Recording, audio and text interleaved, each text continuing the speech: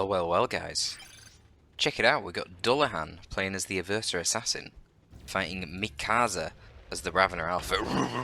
What was that? Have you noticed something? There's an absence of music. We've got some lovely a cappella casting going on.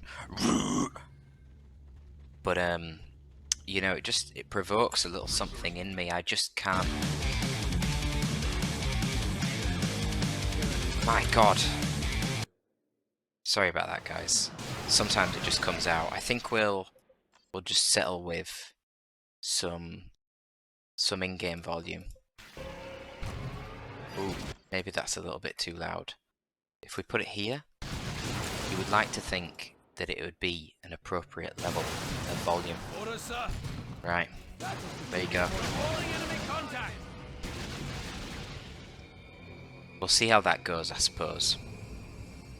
Alright. We've got Hormagaunts on the side, capping the natural VP for Mikasa. And the Ravener Alpha is actually being, to put it simply, a bit of a cunt, as we say in England. This thing here, it might not have a cunt. I don't know. I don't want to find out. But it is a cunt. When it's decapping your natural requisition. When it's getting inside the building. Just very obnoxious. Now, what I will say on behalf of Dullahan here is kind of facilitated that annoying play by going for the Strike Squad third rather than getting the Inquisitorial Stormtroopers third. Seems a bit questionable. I don't exactly know what was going on in terms of the natural requisition point. Now, if you wanted to get your IST out before Strike Squad, the only reason I could ever see you wanting to do that is if you wanted to drop down 4 gens straight away, so node 3 gens, node 1 gen. Because otherwise, there's no point, right? If you go for the Strike Squad, you don't delay the third Stormtrooper, whereas if you go for the Stormtrooper, you delay the Strike Squad. So why do it when the endgame's going to be the same?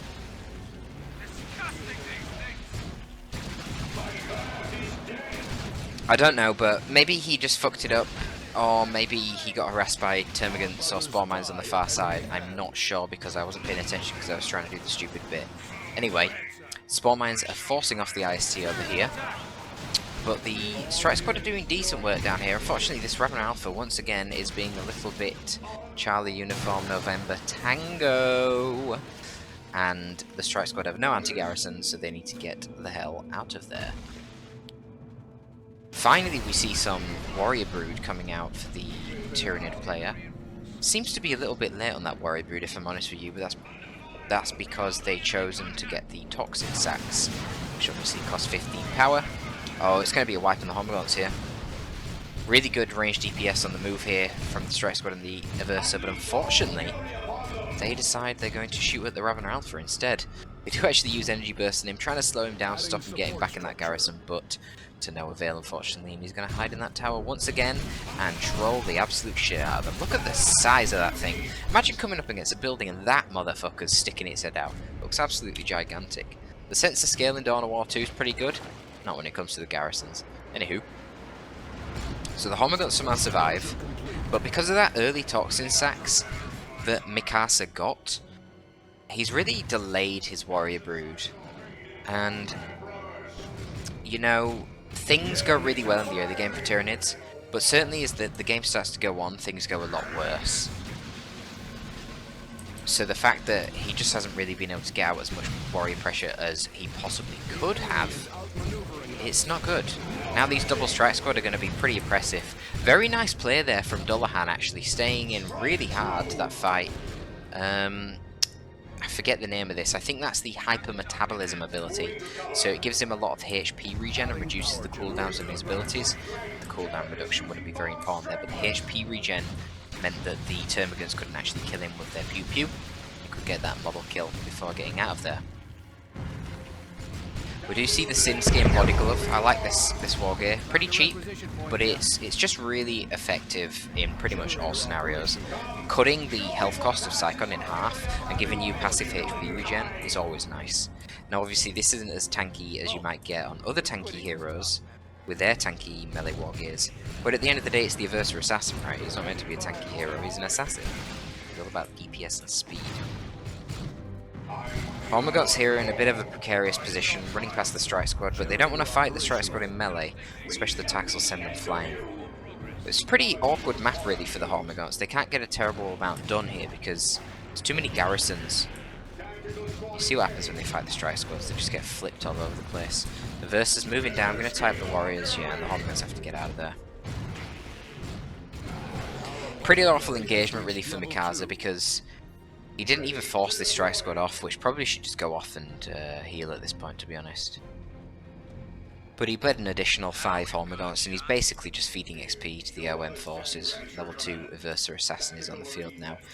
Now, the IST themselves haven't really achieved that much, and I feel like Dullahan is really flowing a lot of requisition at this point. Perhaps he's saving up for a Purgation squad. I mean, this is going to be quite a prolonged tier 1. You can now see Ravener broods coming out for Mikasa, so he's nowhere near tier 2. But Dullahan not replacing, well, not finishing off his power farm means that he's going to be really far behind on tier 2 as well, so... Yep, we're going to be in for a long one, guys. A long tier 1 at least. Gaunt's moving down to their own on this side, but there's only default IST to contest them, and they've got no chance. Only 500 HP on this squad. It's really quite terrible. I mean, these guys have the same HP as Guardsmen, or default Guardians. But obviously Guardsmen have more units in a squad. Beautiful banishment coming out there, tickling the warrior brood. Nice attempt at the attack ground. I like to see the attempt, but obviously it didn't work out in this instance. Strike squad do get in. I'm really surprised they didn't actually manage to pop a model. These guys need to retreat really quickly. Nice focus fire from the Raveners as well. Even though the strike squad were on their tail, he had the wherewithal to turn around and shoot at those strike squad, and they actually lose 2 models for their efforts. Now that is what you call a good engagement for the Tyranids. No losses in the warrior broods, and 1 Ravener model down. Somehow, the Aversa Assassin killed a lot of termagants there. That could only be described as a micro fuck-up from Mikasa, because there's no real reason that should have happened with the garrison there. He's got no anti-garrison. A lot of dead termagants. Man, 7 down there in that squad. 2 down there, so 9 in total dead there. Really unnecessary losses from Mikasa, and again, it's going to feed a lot of XP to those OM forces. Really shocked that we haven't got a level 2 strike squad yet. If any of you guys are familiar with how Space Marines play, then you know how powerful Marine squads can be when they start leveling up. But Strike Squad in particular, you know, you're getting extra damage on that banishment, you're also getting extra melee skill on your Strike Squad, so the warriors, if they transition to Adrenal Glands in tier 2, no longer be able to special them. That's a pretty huge deal. Pretty bad engagement here for the Strike Squads. They're 2 staggered, one of them gets gibbed. Going to be a burrow. Where's the burrow? That was a really short, weird burrow. Ooh, Catalyst! On the Hormagaunts, trying to get the wipe, I imagine, but 1 lucky special here. Well, I mean, it's not even that lucky, right? They've only got 55 melee skill, and the Hormagaunts could be in trouble. He does get one of the specials, but Catalyst is now worn off, and the Strike Squad are the ones that are looking like they're in trouble. Very low on HP. They're going for the Hormagaunt wipe, but it's going to actually cost them their lives. And the Aversa Assassin might be able to finish things off. There is... What was that? It sounded like a dead warrior, but it wasn't. It was just a dead Ravener. Are we seeing hypermetabolism again? No, we're not. This guy really is just that tanky. Crazy.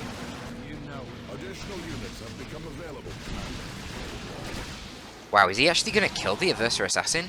Oh, really unlucky. Very, very close. The HP regen probably saves him there. IST squad are in a very bad position here. I don't think they can get out. They'll just die to piercing. Warriors should be able to melee and retreat as well. Just shoot the fuckers. Good job. Yep, okay, they're gibbed. So Dullahan is now extremely light on units, but he's not in a terrible position because at least he's at the same level in tech, and of course that just means he's got lower upkeep now. So you can see the difference in the Breck income here, even though both players are pretty similar on Breck points. Not actually that similar. Wow, Strike Squad nearly going down here as well, committing way too hard. What is he doing? Oh, he was trying to time it with a Justicar call in, I see. Wow, that was so lucky.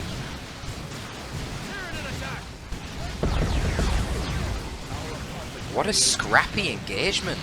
Actually manages to take down the Raveners using the IST Sergeant in melee. Who could believe it? Catalyst being used on the Termagants, but it doesn't really do a whole lot. Now Ravener Brood being called down using the global from the Ravener Alpha. We're going to get knocked over straight away by the Sanctuary, which is going to delay the cap a little bit. Is that another tunnel coming down? Where's he tunneling to? There he is. He's tunneling all the way over here to the Gen Farm. And he tunnels right into the Aversa Assassin. I think the Aversa Assassin could really do with a weapon upgrade here. I've seen him in the thicker melee quite a lot actually, and you know, he's just not bleeding the models because he doesn't have the DPS, but the Lightning Claw here would be really amazing. Neurotoxic Claw. But the what's it called? Not Chem Cloud. Bio Meltdown triggers on the Aversa Assassin, causing him to do AoE damage over time around his person for a certain duration, as well as doing bonus damage to nearby enemies if he is killed. So the Tyranids are wise to it, they see it and they retreat off, which is smart. If they did take him out in that instance, the explosion probably would have wiped the Termagants at the very least, if not the Raveners as well. Omegaunt's still running around naked, not really achieving a whole lot. Ripper spawn is actually questionable for once. You know, I feel like in a lot of these casts recently, I've constantly been complaining, where are the Rippers? But Rippers in this case don't really achieve a whole lot. Not really sure what the Aversa was doing just staying in combat there. I mean, maybe he just expected the Warriors to do less damage, I'm not sure. It certainly didn't happen.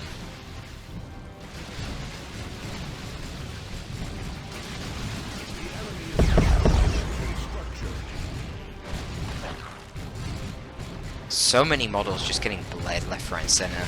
Another Ravener Brood falling. I mean, it's unfortunate really because these Raveners coming in, they're only at level 1 again. And that just makes them so fragile. Only 900 HP, that's fine in tier 1, but you get to tier 2, it's not so hot. Gonna need some ranged synapse to give them a bit more durability. But I suppose for Mikasa really at the moment, it's just map control that he's trying to win on. He's already dominating on that. He does have his damage synapse now, you see that. It's indicated by the fancy little blue synapse icons above the terminals. Wow, it's got some range, that damage synapse, hasn't it? Jeez, all the way down here buffing units. Really good range. Nice Sanctuary here by the Librarian, disrupting all the melee, keeping them off the point. Delaying the cap for a little bit longer. Aversa Assassin is coming back into the game. But still no upgrade on him, which is a bit unfortunate really. I think he's had the potential to do a lot of bleeding with a weapon upgrade, but I'm not seeing it. I mean, I understand that the priority right now was to get the Rhino out of the field though.